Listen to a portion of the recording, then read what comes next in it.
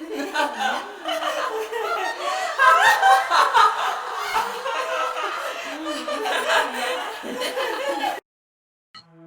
नमस्कार दोस्तों, स्वागत है एक और कहानी में। दोस्तों, जिन एक ऐसा रहस्यमय और ताकतवर प्राणी जिसे न इंसान की तरह समझा जा सकता है और न ही पूरी तरह से देखा जा सकता है।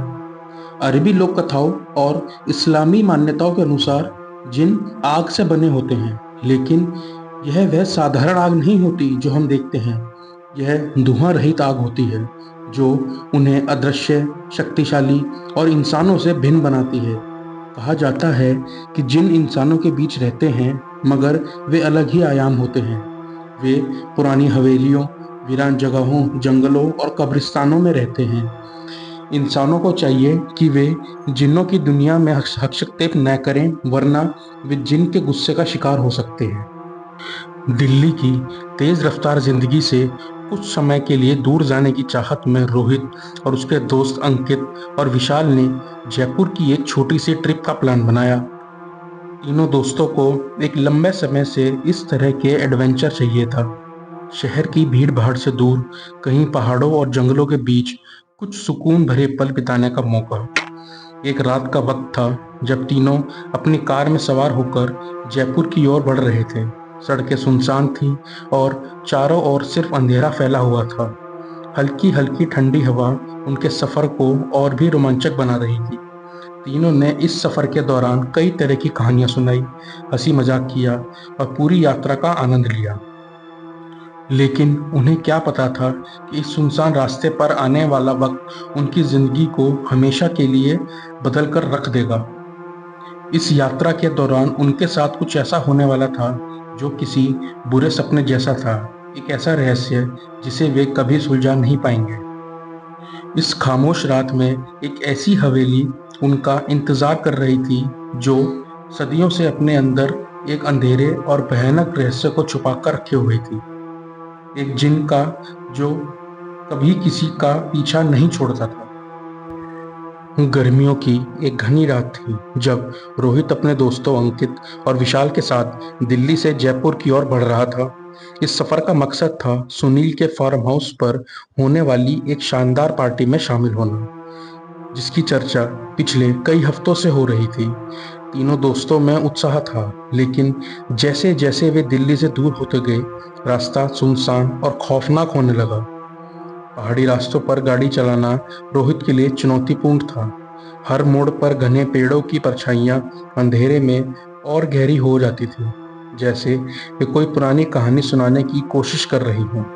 सड़कों पर कभी कभी इतना अंधेरा हो जाता था कि कार की हेडलाइट्स भी नाकाफी लगती। रोहित के हाथ स्टीयरिंग पर मजबूती से जमे थे, लेकिन उसका दिल तेजी से धड़क रहा था। तभी अंकित ने खिड़की से बाहर झांका और बोला, यार, इस जंगल में तो कुछ भी हो सकता है। कहीं ये सड़क सीधे भूतों के अड्डे पे तो नहीं जाती? विशाल हंसते हुए बोला, अरे छोड़ो ये भूत प्रेत की बातें, हमें कुछ नहीं होगा। इन सुनसान जंगलों और अंधेरे रास्तों ने सफर को एक अजीब सा मोड़ दे दिया था। घना अंधकार चारों ओर फैल चुका था और रास्ता जैसे कभी खत्म होने का नाम नहीं ले रहा था। तीनों दोस्तों को अंदाजा नहीं था कि उनका यह छोटा सा सफर उन्हें किसी अज्ञात भय के करीब ले जा रहा था। शुरुआत में सब कुछ सामान्य था, लेकिन जैसे जैसे गाड़ी आगे बढ़ती गई, रोहित के मन में एक अजीब सा डर पैदा होने लगा। आसपास की शांति और गहरी खामोशी ने उसे बेचैन कर दिया था। हवा में कुछ ऐसा था जो उसे लगातार एहसास दिला रहा था कि यह रास्ता उनके लिए सामान्य नहीं है। हर मोड़ पर एक अनजाना खतरा मंडरा रहा था जो उनकी तरफ बढ़ रहा था, धीरे धीरे, चुपचाप। लेकिन यह डर केवल रोहित को ही महसूस हो रहा था। अंकित और विशाल इस बात से अनजान थे और वे हंसी मजाक में खोए हुए थे। रोहित की बेचैनी बढ़ती जा रही थी। घने जंगलों और अंधेरे से ढके उन मोड़ों पर कभी कभी ऐसा लगता जैसे कोई अदृश्य साया कार के साथ साथ चल रहा हो। हवा में अजीब सी सर्दी और अंधकार के बीच कभी कभी उन्हें ऐसा महसूस होता जैसे कोई छाया झाड़ियों के बीच से झांक रही हो। रोहित की बेचैनी बढ़ने लगी थी। गाड़ी की हेडलाइट्स के सामने अचानक झिंगुरों की आवाज तेज हो जाती और फिर एक पल के लिए सब कुछ बिल्कुल शांत हो जाता।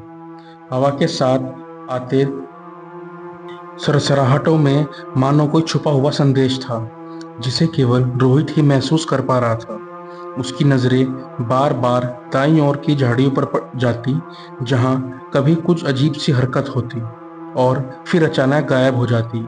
वह कई बार अंकित और विशाल की ओर देखता, लेकिन दोनों हंसी मजाक में इतने डूबे हुए थे कि उन्हें इस अजीबोगरीब माहौल का जरा भी अंदाजा नहीं था। रोहित के अंदर एक अनजाना डर पनपने लगा था। उसे महसूस होने लगा कि वह अकेला नहीं है। कोई उनकी गाड़ी के साथ साथ भाग रहा है, उन्हें छुपकर देख रहा है और उनकी हर हरकत पर नजर रखे हुए है। उसकी धड़कनें तेजी से बढ़ने लगी। हर मोड़ पर उसे ऐसा लगा जैसे किसी ठंडी नजर ने उसे छू लिया हो। गाड़ी की रफ्तार के साथ साथ उसकी बेचैनी भी बढ़ती जा रही थी। जैसे ही वे एक और मोड़ पर पहुंचे, हवा की एक ठंडी लहर अचानक खिड़की से भीतर आई और रोहित ने अपनी आंखों के कोने से किसी काले साए को झाड़ियों में विलीन होते देखा। उसने जोर से सांस खींची, मानो खुद को माध्यम करने की कोशिश कर रहा हो। ये सब बस मेरा वहम है, उसने खुद से कहा, लेकिन मन के किसी कोने में उसे एहसास हो गया कि यह सिर्फ उसका भ्रम नहीं हो सकता। उस अजीबोगरीब खामोशी में जब झिंगुरों की आवाजें भी थम जाती, तब रह रहकर रोहित की धड़कनें इतनी तेज हो जाती कि उसे अपनी छाती में कंपन महसूस होता। उसकी सांसें भारी होने लगी और उसने खुद को समझाया कि यह महज पहाड़ियों का असर है, लेकिन उसकी निगाहें बार बार शीशे से बाहर उस अंधेरे में झांकती, मानो किसी छिपे हुए खतरे की तलाश कर रही हो। उन सब ने अभी यात्रा शुरू करी थी, तभी रास्ते में अचानक कार का एक टायर फट गया। टायर के फटते ही कार एक झटके के साथ रुक गई। तीनों दोस्त एक पल के लिए स्तब्ध रह गए। चारों ओर का सन्नाटा अचानक और भी गहरा लगने लगा था। यह सुनसान इलाका था। दूर दूर तक कोई सड़क की रोशनी नहीं थी और सिर्फ घना जंगल उनके चारों ओर फैला हुआ था। रात का अंधेरा इतना घना था कि अगर हाथ सामने किया जाए तो भी मुश्किल से दिखाई देता। विशाल ने हड़बड़ाते हुए कार से बाहर कदम रखा और चारों ओर नजर दौड़ाई और बोला, चलो यार, टायर बदलते हैं, फिर यहाँ से जल्दी निकलते हैं। उसने कहते हुए टूल्स निकालने शुरू किए, लेकिन उसके चेहरे पर हल्की चिंता की लकीरें साफ नजर आ रही थी, मानो वह भी इस माहौल की अजीबोगरीब खामोशी से प्रभावित हो रहा हो। अंकित और रोहित भी बाहर आए, लेकिन जैसे ही उन्होंने कार का दरवाजा बंद किया, एक ठंडी हवा का झोंका अचानक चारों ओर फैल गया। यह हवा साधारण नहीं थी, उसमें एक अजीब सी ठंडक थी जो उनकी हड्डियों तक को चीरने लगी थी। ऐसा लग रहा था जैसे किसी अदृश्य ताकत ने चारों ओर से उन्हें घेर लिया हो। रोहित ने चारों ओर देखा, लेकिन जंगल की घनी झाड़ियों और पेड़ों के अलावा कुछ भी दिखाई नहीं दे रहा था। घबराहट उसके चेहरे पर साफ झलक रही थी। उसे लगने लगा कि वे यहाँ सिर्फ अकेले नहीं हैं, कोई या कुछ उन्हें देख रहा है, छुपकर बहुत पास से। अंकित ने उसे टोका, क्या हुआ, डर गया क्या? यह सब बस हमारा वहम है, जल्दी से टायर बदलो, यहाँ ज्यादा देर नहीं रुक सकते। लेकिन रोहित के मन में उठने वाले सवालों का कोई जवाब नहीं था। उसके अंदर की बेचैनी बढ़ रही थी। विशाल ने टायर बदलना शुरू किया, लेकिन उसके हाथ भी कांप रहे थे। हर बार जब वह नीचे झुककर टायर बदलने की कोशिश करता, तो उसे लगता कि कोई उसके पीछे खड़ा है। उसने कई बार मुड़कर देखा, लेकिन हर बार उसे अंधेरा ही नजर आता। तभी अचानक से पेड़ों में कुछ हलचल हुई। तीनों एक साथ उस दिशा में देखने लगे। विशाल के हाथ से टूल्स छूटकर गिर पड़े। हवा में अचानक एक अजीब सी गंध फैल गई, जैसे किसी पुराने और सड़े हुए कपड़ों की। ये सब देखने के बाद वे सभी डर गए। अंकित ने झुंझलाते हुए कहा, क्या बकवास है ये, जल्दी करो यार, यहाँ और देर मत लगाओ। विशाल ने अपनी कोशिश तेज कर दी, लेकिन उस अजीब खामोशी में उनकी हर हरकत किसी अनजान ताकत की नजरों के नीचे हो रही थी। टायर बदलने के बाद वे तीनों कुछ दूर चलते हैं। तीनों दोस्तों ने सोचा कि वे कहीं पर रुककर थोड़ा आराम कर लें, फिर और आगे बढ़ेंगे। अंधेरा और गहरा हो गया था और चारों ओर एक अजीब सी खामोशी पसरी हुई थी। ठंडी हवा के झोंके शरीर में अजीब सिरहन पैदा कर रहे थे। तभी विशाल की नज़र सड़क किनारे एक पुरानी टूटी फूटी हवेली पर पड़ी। यह हवेली किसी भूतिया फिल्म से कम नहीं लग रही थी। उसके दरवाजे पर जंग लगी हुई लोहे की जंजीरें झूल रही थी। खिड़कियों के शीशे टूटे हुए थे और दीवारों पर जगह जगह काई जमी हुई थी। हवेली का पूरा ढांचा समय की मार से खंडर में तब्दील हो चुका था, लेकिन फिर भी उसमें एक अनजाना आकर्षण था जो विशाल को अपनी ओर खींच रहा था। क्यों न हम इस हवेली में कुछ देर आराम कर लें और फिर आगे बढ़ें? विशाल ने उत्सुकता से कहा, मानो यह उसके लिए एक रोमांचक अनुभव हो। अंकित और रोहित ने एक दूसरे की ओर देखा। हवेली का भयानक रूप देखकर दोनों के दिल में डर की लहर दौड़ गई। अंकित ने थोड़ा घबराते हुए कहा, तू पागल है क्या? यह जगह सही नहीं लग रही है। देख तो इसे। ऐसा लगता है मानो यहाँ सालों से कोई नहीं आया हो। लेकिन विशाल की जिद और उसकी रोमांच की चाहत ने उसे अनसुना कर दिया। विशाल ने बेफिक्री से कहा, अरे यार, थोड़ी देर की तो बात है। यहाँ से कोई और ठिकाना नहीं दिख रहा है। थोड़ा आराम कर लेंगे फिर निकल चलेंगे। रोहित ने हवेली की ओर गहरी नजर डाली। वह कुछ देर तक चुप रहा, लेकिन उसके मन में भी कुछ अजीब सा संदेह था। हवेली से एक अजीब सी खामोशी आ रही थी जो किसी भी सामान्य जगह से अलग थी। ऐसा लग रहा था जैसे हवेली के अंदर कोई अज्ञात शक्ति थी जो उन्हें अपनी ओर बुला रही हो। मुझे नहीं लगता यह सही विचार है, रोहित ने आखिरकार कहा। उसकी आवाज में अनजाने भय की झलक थी। यह जगह मुझे कुछ ठीक नहीं लग रही है। लेकिन विशाल ने हंसते हुए उसकी बातें उड़ा दी। अरे तुम दोनों बहुत डरपोक हो गए हो। यह सब पुराने खंडर हैं, इससे ज्यादा कुछ नहीं। चलो अंदर चलते हैं। अंकित और रोहित अनमने मन से विशाल का पीछा करते हुए हवेली की तरफ बढ़े। जैसे ही वे हवेली के दरवाजे के करीब पहुंचे, उन्हें लगा कि वहां की हवा और भी ठंडी हो गई है। दरवाजे के पास पहुंचते ही एक भयानक सी चीख हवाओं में गूंज उठी, मानो किसी ने वर्षों से बंद पड़ा दरवाजा खोलने की कोशिश की हो। जब तीनों ने अंदर कदम रखा तो एक जोर की आवाज से दरवाजा धमाके के साथ बंद हो गया। वे तीनों एक पल के लिए जैसे जम गए हों। दरवाजे की आवाज इतनी तेज और अचानक थी कि तीनों के दिलों की धड़कनें जैसे एक लम्हे के लिए थम गई। विशाल ने खुद को संयम करते हुए एक छोटी सी हंसी में कहा, अरे डरने की कोई बात नहीं है। यह सब मन का भ्रम है। हवा होगी जो दरवाजा बंद कर गई। लेकिन रोहित और अंकित की आंखों में कुछ और ही चल रहा था। विशाल की बात सुनकर भी उनकी बेचैनी कम नहीं हो रही थी।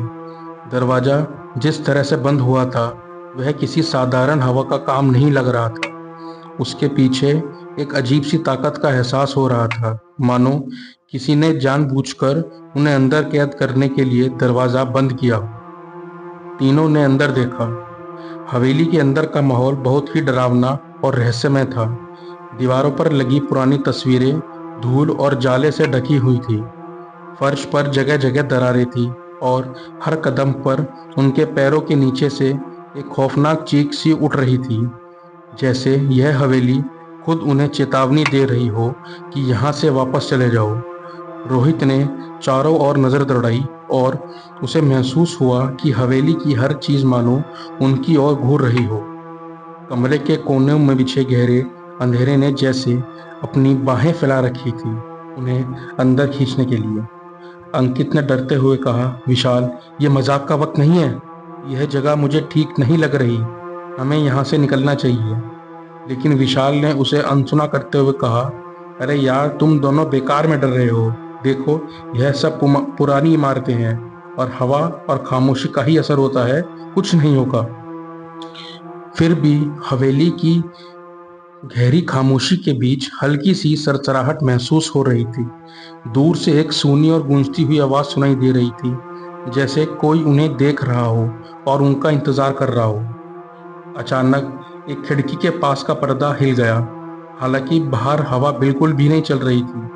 अंकित ने कांपते हुए उस तरफ देखा और उसकी रीढ़ की हड्डी में एक ठंडक दौड़ गई।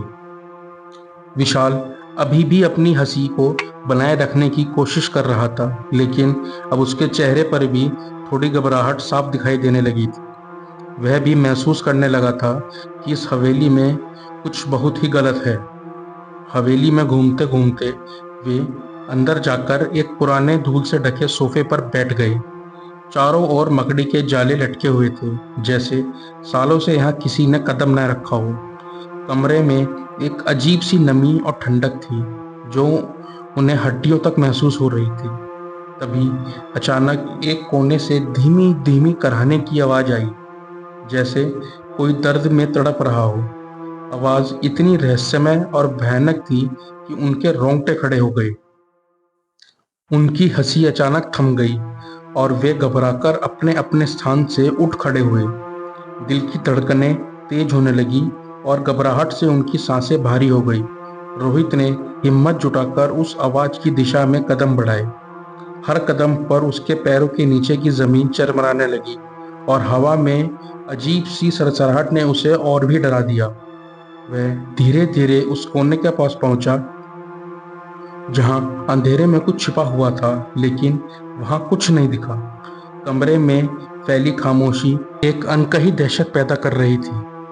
तभी अंकित ने कांपती आवाज में कहा, यहाँ से चलो यार, मुझे यह जगह बिल्कुल ठीक नहीं लग रही है। ऐसा लग रहा है जैसे कोई हमारी हर हरकत देख रहा हो। उसके शब्दों में छिपा डर उनके दिलों में और भी गहराई में उतरने लगा था। तभी एक महिला की आवाज गूंजने लगी और उसने कहा, तुम लोग यहाँ क्यों आए हो? यह जिन का घर है। यह सुनकर तीनों के पैरों तले जमीन खिसक गई। उस अंधेरे और वीरान हवेली में अचानक आई इस आवाज ने उनके भीतर एक अनजानी दहशत भर दी थी। रोहित ने हिम्मत जुटाकर धीरे धीरे चारों ओर देखा, लेकिन उसे कुछ दिखाई नहीं दिया। उसके गले में जैसे कुछ अटक गया हो। फिर भी उसने डरते हुए पूछा, कौन हो तुम?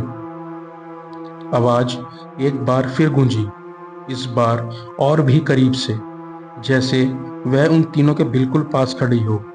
मैं यहाँ की रखवाली करती हूँ। सदियों से यहाँ किसी का आना जाना नहीं हुआ है। मैं इस हवेली की रखवाली करने वाली आत्मा हूँ। यहाँ कई साल पहले एक जिन को बंद किया गया था, और जो भी यहाँ आता है वह कभी वापस नहीं जाता। तुमने इस दरवाजे को खोला, अब तुम इसकी कीमत चुकाओगे। रोहित, अंकित और विशाल के शरीर जैसे बर्फ की तरह ठंडे हो गए। उनके दिलों की धड़कनें इतनी तेज हो गई कि उन्हें अपनी छाती फटती हुई सी महसूस हो रही थी। विशाल ने एक कदम पीछे लिया और घबराते हुए कहा, ये सब मजाक है ना? ना कोई हमारे साथ खेल रहा है। लेकिन कोई जवाब नहीं आया, केवल सन्नाटा। वह आवाज फिर से गूंजी, इस बार और भी डरावनी और भारी, जैसे किसी अदृश्य शक्ति ने उन तीनों को अपने शिकंजे में कस लिया हो। यहाँ से कोई जिंदा नहीं लौटता, आवाज गूंज रही थी। तुम्हारी आत्मा अब इस जिन के बंधन में होगी। अचानक हवेली की दीवारों पर अजीब सी हलचल होने लगी।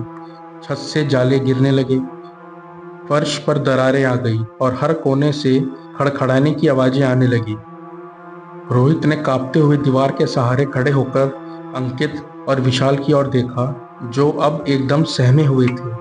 अंकित ने कांपती आवाज में कहा, चलो यार, यहाँ से निकलते हैं यहाँ से। लेकिन जब उन्होंने दरवाजे की ओर कदम बढ़ाया तो दरवाजा जोर से बंद हो गया। उनके शरीर अब कांपने लगे थे। उनके सामने जो कुछ भी हो रहा था वह किसी भूतिया फिल्म से कम नहीं था। हवा अचानक तेज हो गई और दीवारों से साए निकलने लगे, उनके चारों ओर घूमते हुए जैसे वे किसी जाल में फंसे हुए हों। रोहित ने चिल्लाते हुए कहा, हमें यहाँ से किसी तरह बाहर निकलना होगा। उसकी आवाज में घबराहट और डर का मिला जुला भाव साफ झलक रहा था।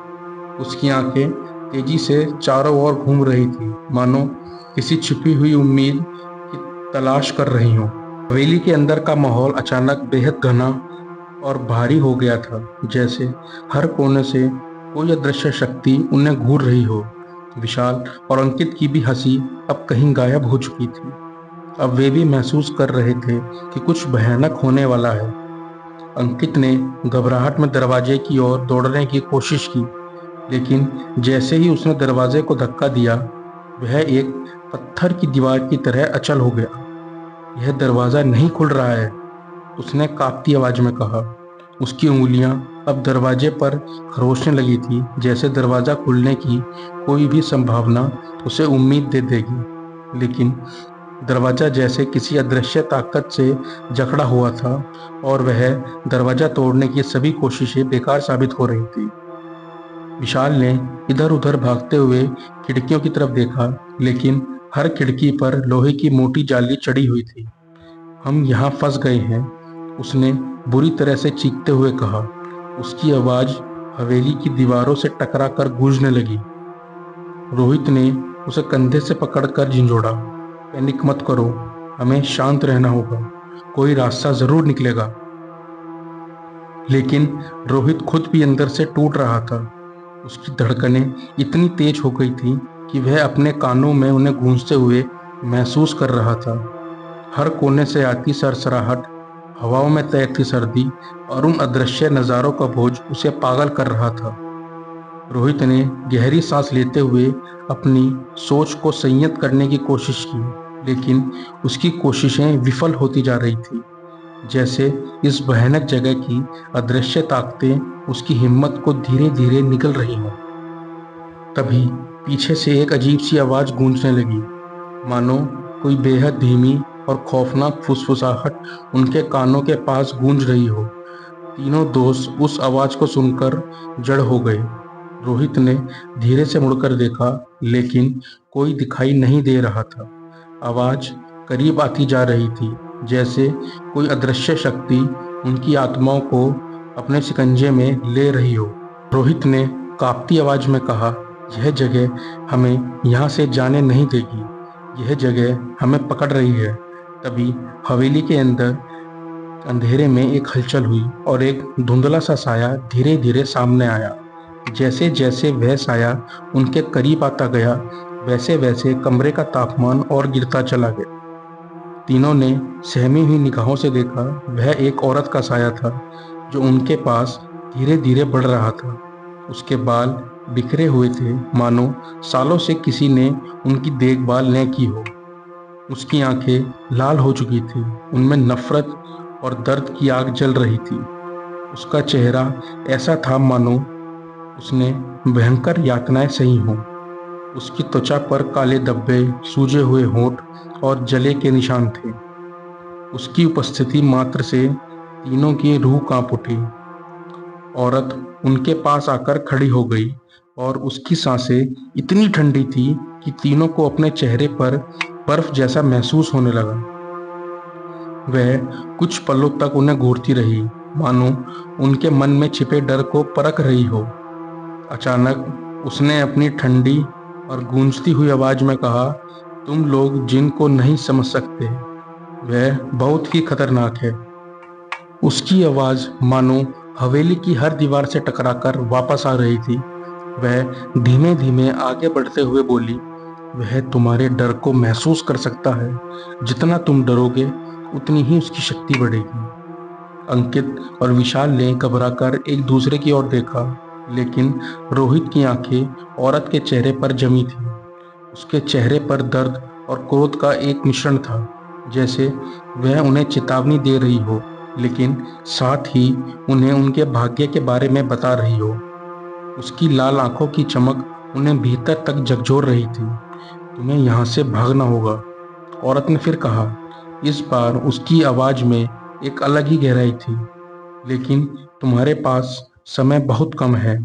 जिन जाग चुका है, अब वह तुम्हें छोड़ने वाला नहीं है। औरत का साया अचानक से हवा में घुलने लगा, मानो उसकी चेतावनी उनके दिमाग में छाप छोड़ चुकी हो। लेकिन उसके गायब होते ही हवेली की दीवारों में एक अजीब सी सरसराहट शुरू हो गई। तीनों को महसूस होने लगा कि जैसे हवेली अब जीवित हो चुकी हो। हर कोने से एक डर का साया उभर रहा था। तभी चारों ओर एक ठंडी हवा चलने लगी, मानो कोई अदृश्य ताकत हवेली के चारों तरफ घूम रही हो।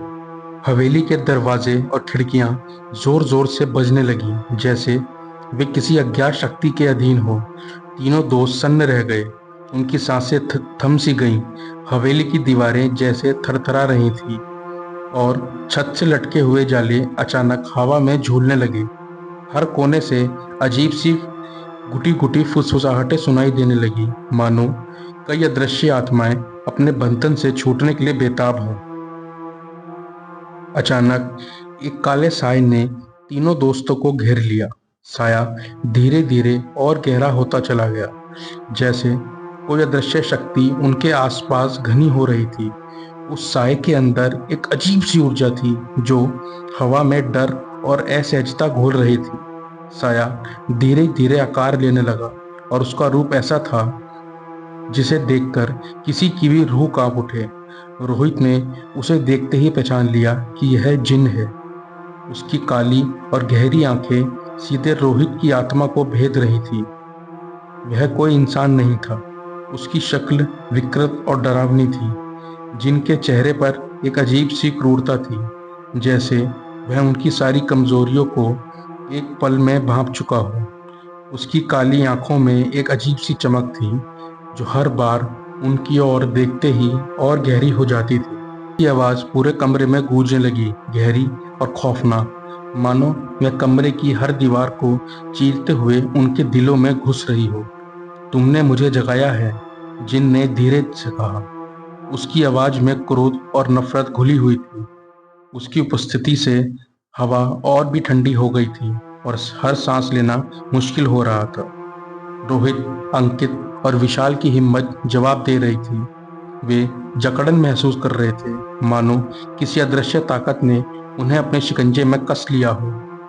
हर एक ने खुद को अदृश्य शक्ति से आजाद करने की कोशिश की, लेकिन उनका शरीर जैसे किसी भयानक बोझ तले दबा हुआ था। जिन ने फिर से हंसी भरी, एक ठंडी और डरावनी हंसी जो कमरे के हर कोने से टकराकर गूंज रही थी। तुमने मेरी नींद में खलल डाला है, वह बोला। अब इसकी सजा भुगतने के लिए तैयार हो जाओ। जैसे ही जिन ने ये शब्द कहे, हवेली की दीवारों पर अजीबोगरीब लकीरें बनने लगी, मानो वह जिंदा हो गई हो। उन लकीरों से एक काले धुएं जैसा पदार्थ निकलने लगा जो धीरे धीरे पूरे कमरे में फैलने लगा। तीनों दोस्तों के चेहरों पर बहकी लकीरें साफ झलक रही थीं। उनकी आंखों में मौत का डर झलक रहा था, लेकिन जिनकी भयानक मौजूदगी के आगे वे बेबस खड़े थे। रोहित ने डरते हुए कहा, हमें जाने दो, हम यहाँ गलती से आए हैं। लेकिन जिन ने हंसते हुए कहा, तुम्हारी यह गलती तुम्हें महंगी पड़ेगी। मैं तुम्हारी रूह को इस हवेली में कैद कर दूंगा।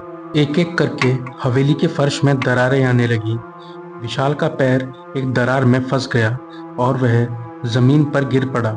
रोहित और अंकित ने उसे बचाने की कोशिश की, लेकिन तभी हवेली की दीवारों से एक ठंडी हवा का झोंका आया और विशाल के चारों ओर अंधेरा घिरने लगा। जिन ने अपनी जादुई शक्ति से विशाल को हवा में उठा लिया। उसके चीखने की आवाज गूंज रही थी, लेकिन कुछ ही पलों में वह अंधेरे में घसीटकर कहीं गायब हो गया। उसकी चीखें हवा में घुल गईं और सब कुछ फिर से खामोश हो गया। अंकित और रोहित हक्का बक्का खड़े थे। उन्हें समझ नहीं आ रहा था कि आखिर ये सब क्या हो रहा है। हवेली में फैले सन्नाटे में उनकी धड़कनों की आवाज साफ सुनाई दे रही थी। तभी हवेली के कोने से एक धीमी सी हंसी गूंजने लगी। यह जिन की हंसी थी, जिसने पूरे वातावरण को और भी भयानक बना दिया था। रोहित ने कांपती आवाज में चीखते हुए कहा, हमें छोड़ दो, हम सिर्फ यहाँ से निकलना चाहते हैं। जिन की हंसी और जोर से गूंजने लगी। उसकी गहरी ठंडी आवाज हवेली में गूंजती हुई आई, तुमने मेरी नींद को तोड़ा है, अब इसका अंजाम भुगतोगे। कोई यहाँ से जिंदा नहीं जाता। तुमने मेरी दास्तान सुनी, अब तुम इसका हिस्सा बनोगे। अचानक रोहित और अंकित ने अपने शरीर पर एक अजीब सी ठंडक महसूस की। उनके हाथ पैर सुन्न होने लगे, जैसे कोई अदृश्य शक्ति उनके शरीर से सारी ऊर्जा खींच रही हो। दोनों ने भागने की कोशिश की, लेकिन उनके शरीर बेजान होते जा रहे थे। रोहित की आंखों के सामने अंधेरा छाने लगा। उसकी सांसें भारी हो रही थी। अंतिम आवाज जो उसने सुनी वह जिन की भयानक हंसी थी जो हवेली की दीवारों से टकरा रही थी। सुबह की पहली किरणें जैसे ही आसमान पर फैलने लगी, हवेली फिर से अपने पुराने रूप में लौट आई। हर तरफ सन्नाटा था, जैसे कुछ हुआ ही न हो। आसपास के गांव वालों ने देखा कि रोहित, अंकित और विशाल की कार वहीं बाहर खड़ी थी, लेकिन उनमें से कोई भी नहीं मिला। तीनों की गुमशुदगी पूरे इलाके में फैल गई, लेकिन हवेली का रहस्य कोई नहीं सुलझा सका। गांव वालों का कहना है कि उस हवेली में आज भी एक जिन रहता है, जिसने सालों से अपने शिकार को कैद किया हुआ है। जो भी उसकी हवेली में प्रवेश करता है, वह कभी वापस नहीं आता। कहते हैं कि हवेली के अंधेरे में कोने में आज भी रोहित, अंकित और विशाल की आत्माएं भटकती हैं, हमेशा के लिए जिनके रहस्यमयी जाल में फंसी हुई। लोगों के बीच यह किस्सा धीरे धीरे एक कहानी बन गई, जिसे हर कोई सुनाता था, लेकिन वहां जाने की हिम्मत कोई नहीं करता। हवेली के आसपास का इलाका अब भी वीरान रहता है, और अंधेरी रातों में जब हवाओं के साथ हवेली की दीवारें से कोई हंसी गूंजती है, तो गांव के लोग अपने घरों में दुबक जाते हैं। दोस्तों, यह जिन की दास्तान थी, एक ऐसा रहस्य जो समय के साथ और गहराता गया, और एक ऐसी सच्चाई जिसे कोई जानकर भी अनदेखा करना चाहता था। तो दोस्तों, आज की कहानी आपको कैसी लगी, कमेंट करके ज़रूर बताएं, और मनोरंजक कहानियों के लिए हमारे चैनल को सब्सक्राइब ज़रूर करें। धन्यवाद।